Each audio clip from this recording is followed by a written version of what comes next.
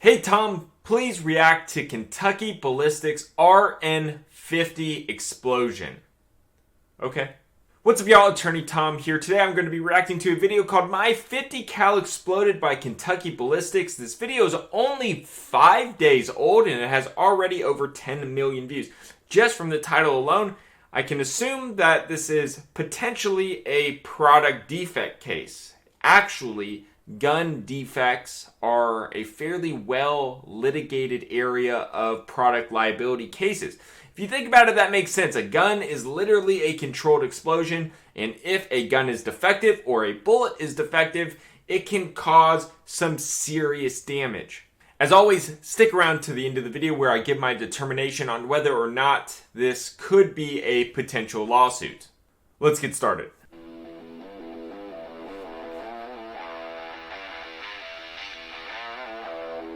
What's up, everybody? My name is Scott, and I'm going to tell you about how my 50 cal exploded, and I almost bit the dust about 2 weeks ago. Oh my God. So I know a lot of you are probably wanting me to explain my injuries, and I'm going to do that, but I think it's best we start from the beginning. I know some of you are going to try to skip around in this video. I highly recommend you stay tuned and listen to all of this. Okay. But for those who are going to skip around, let me clear something up first. This was not the Barrett that we torture tested, and this was a complete freak accident. There's nothing that I did to have caused this. So April 9th. Okay, so right off the bat, I presume that this gentleman is an expert in guns, and the very first thing he says is that it was not his fault, meaning this was a defective product. 2021, we come out here to shoot a fire hydrant with some slap rounds using my Serbu RN50. So we have the Serbu RN50 with the 36-inch long heavy barrel, and we're gonna go ahead and go big or go home and start out with this. This is a 50 BMG slap tracer round. The slap rounds tend to go a little to the right, so I aimed a little to the left, but this one actually hit true to where I was aiming. We hit right here, and you can see that thing is smoking. And then we blew right through the back of this thing. Everything was going pretty smooth. We shot the fire hydrant several times, but the slap rounds were acting a little funny. One of the slap rounds hit like 1.5 feet low and to the right. I say we hit it with one more slap round, but this time aim for the thickest part of the fire hydrant and see what happens.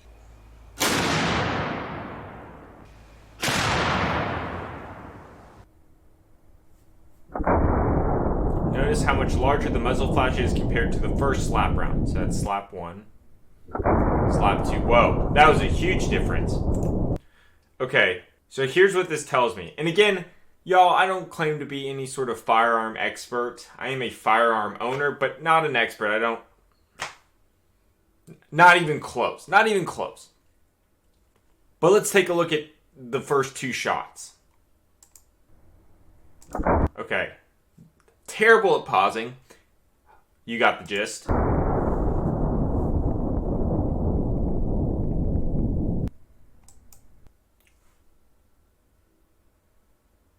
I'm really surprised that I was able to pause at this exact moment. Okay, this muzzle flash is huge compared to the first one. So what does this tell me? If these were the same bullets, which I assume they are, they're called slap bullets. Again, not a gun expert. The variation between slap 1 and slap 2 was huge, which means I think this was probably the bullet, not the gun. The gun doesn't really control the size of the muzzle flash. It is how packed or how hot the round is. But that doesn't necessarily get the gun maker off the hook if a firearm defects because of a hot bullet, because it is foreseeable that some rounds are defective, meaning the gun owner needs to make a gun that is reasonably safe within the standard deviation of a hot round. To a point, right? I mean, obviously if a round is basically a miniature bomb, no reasonable gun could be able to withstand that limit. But clearly these rounds are inconsistent, as pointed out by this picture. Let's keep going.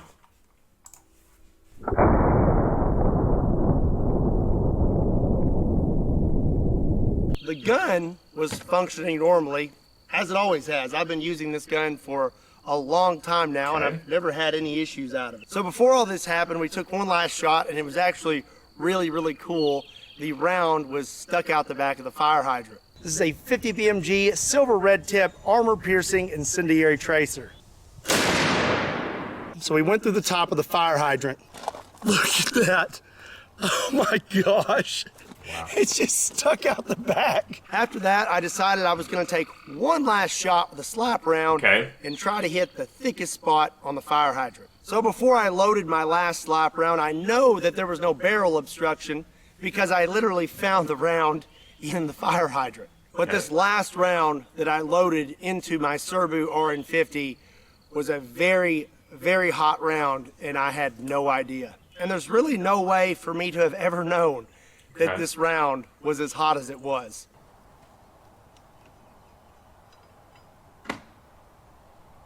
So here you can see me taking the last shell casing out, and now I'm loading in the slap round.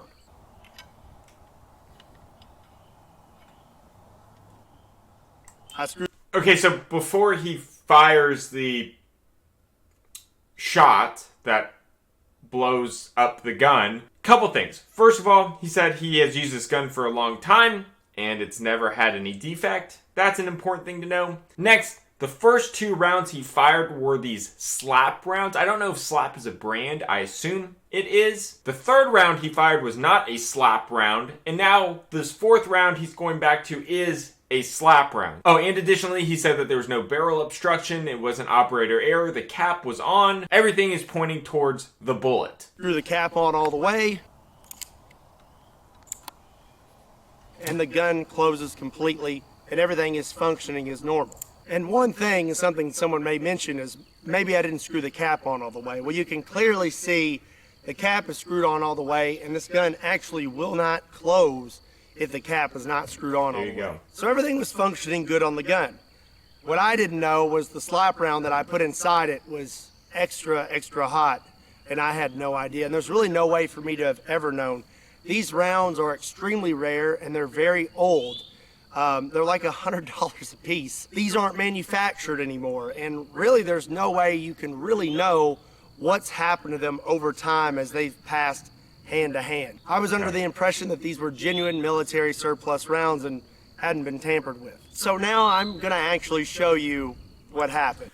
Here's the deal. Mr. Scott said these rounds were very old. They're not manufactured anymore. I'm not sure who the creator of slap bullets are, if they are even still around, if you could even sue them, because what if it's just a company that doesn't exist anymore?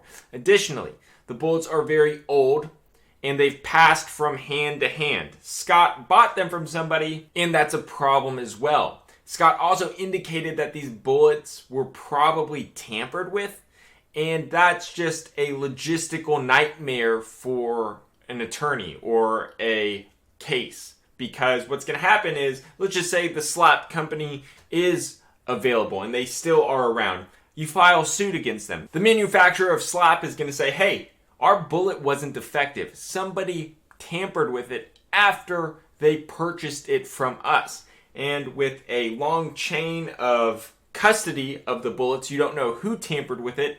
There's no proof of one individual tampering with it. And it's just going to lead to a whole bunch of problems. So where are we at right now? We understand that this was not operator error. He is fairly confident that this was not gun error. He used the gun for a long time. The gun was well kept. It was screwed on correctly. And the first 2 shots using the slap rounds indicate that the first 2 slap shots were very inconsistent. And his own words even just tell us that this final 3rd slap round was hotter than the others. It's not graphic. All the graphic stuff happened after the fact, and I'm going to tell you all about that, but I am going to show you what happened just so you can see what happened to me that day.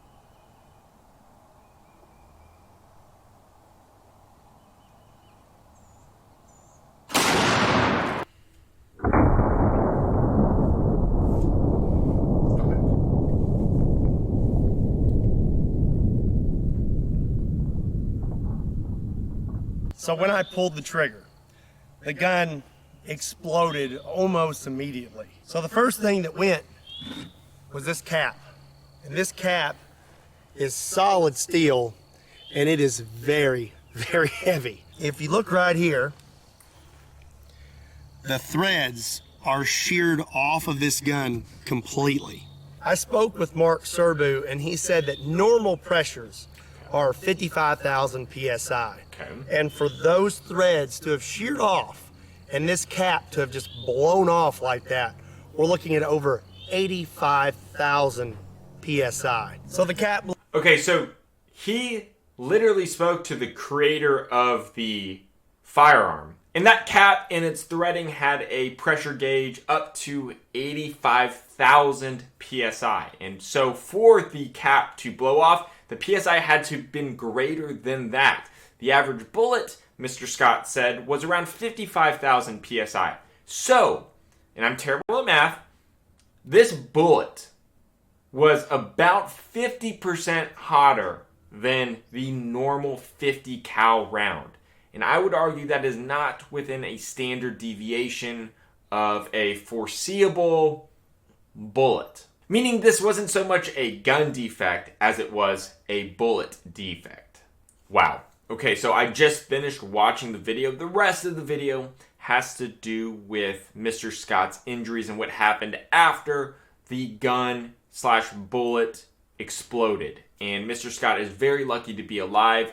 He had wonderful medical treatment. He and his father were on their toes, thinking on their toes, and really just did a fantastic job of getting him the help he needed. And I highly recommend you watch the rest of the video. It's linked in the description below. So if you watched my channel before, you know there's three main types of product liability theories: design defect, product defect, and failure to warn. Failure to warn is exactly as it sounds. You have something dangerous, you don't warn that it's dangerous. A design defect means that it was designed negligently, meaning that it was created in the way that the designers intended, but the design was just flawed from the onset.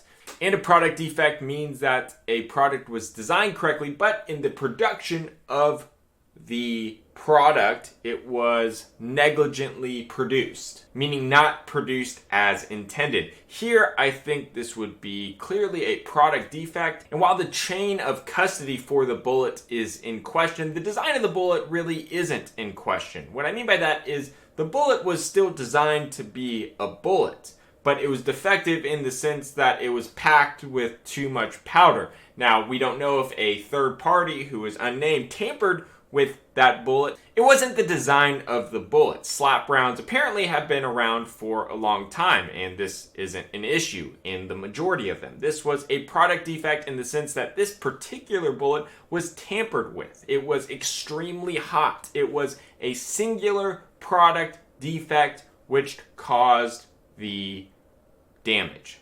I remember this case when it just came out. This is a 2018 Remington rifle settlement about a defective trigger design. This was 2018.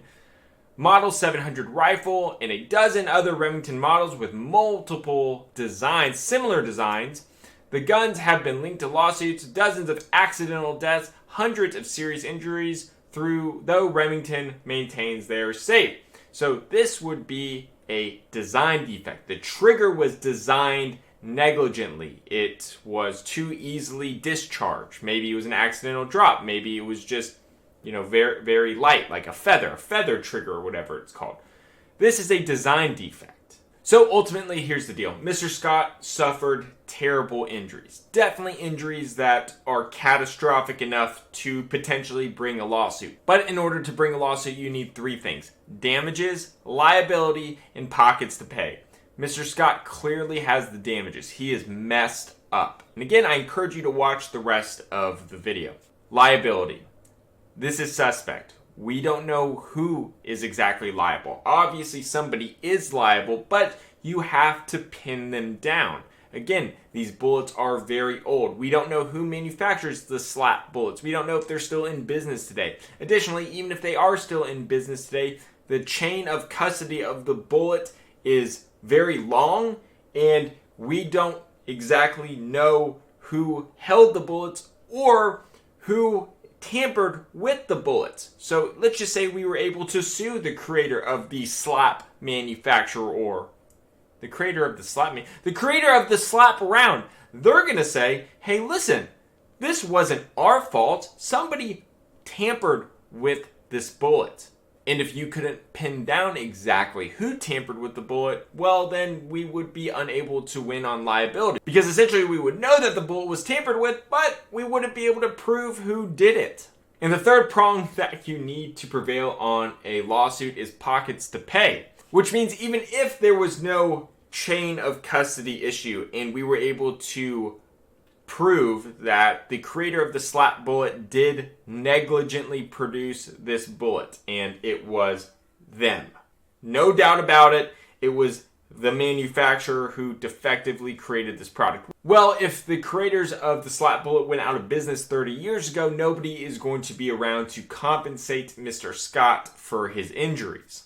So that's it. That's my analysis. If somebody like Mr. Scott came into my office, I would tell him that we would need to do more research on the chain of custody issue. I think it's worth doing the research on because Mr. Scott probably sustained hundreds of thousands of dollars worth of medical bills and will suffer injuries from this for the rest of his life. Although he is totally lucky to be alive, I'm glad he's alive. I'm glad he made such a great and informative video about this, but that's just kind of how a product liability lawyer would think if you approach them about this case. Okay, that's it for today's video. Thank y'all so much for watching. Please make sure you leave any questions, comments, concerns down below. Hit that like button and consider subscribing to this channel if you want to join this community. We're growing like crazy. I think we just passed 277,000 subscribers. Thank y'all so much.